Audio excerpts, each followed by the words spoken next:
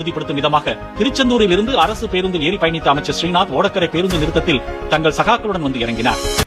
பஸ்ஸே நிக்காத bus ஸ்டாப்புக்கு ribbon cut பண்ணி வைக்கிறதுக்கு ஒரு ஆள் வேற அதுல. அந்த பஸ் ஸ்டாப்பா இல்ல வந்து இவங்க ஃபேமிலியோட போட்டோ ஆல்பமான்னு தெரியல. மொத்தமா இவங்க குடும்ப போட்டோ தான் அதுல இருக்குது. அதுல கனிமொழி அக்கா வேற எங்க ஆட்சியா இருந்திருந்தா, எங்க தலைவரோட ஆட்சியா இருந்திருந்தா ஒரே வாரத்துல அங்க வந்து பஸ் நிப்பாட்டி இருப்பேன். ஏன் கனிமொழி அக்கா போன 5 வருஷத்துல அந்த ஒரு வாரம் வரவே இல்லையா?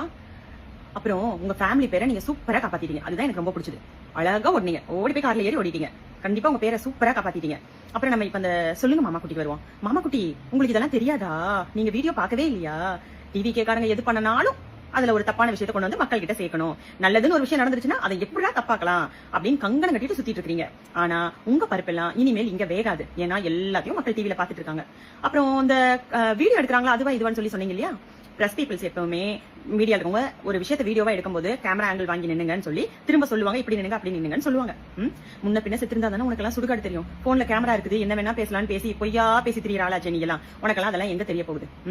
அப்புறம் நீ என்னதான் ட்ரை பண்ணாலும், நீங்க என்னதான் ட்ரை பண்ணாலும் உங்க நேரமும் என்னமோ தெரியல, எல்லாத்தையும் சிக்கிடுறீங்க. அதனால இனிமேல் சிக்காம ஏதாவது ட்ரை பண்ணுங்க.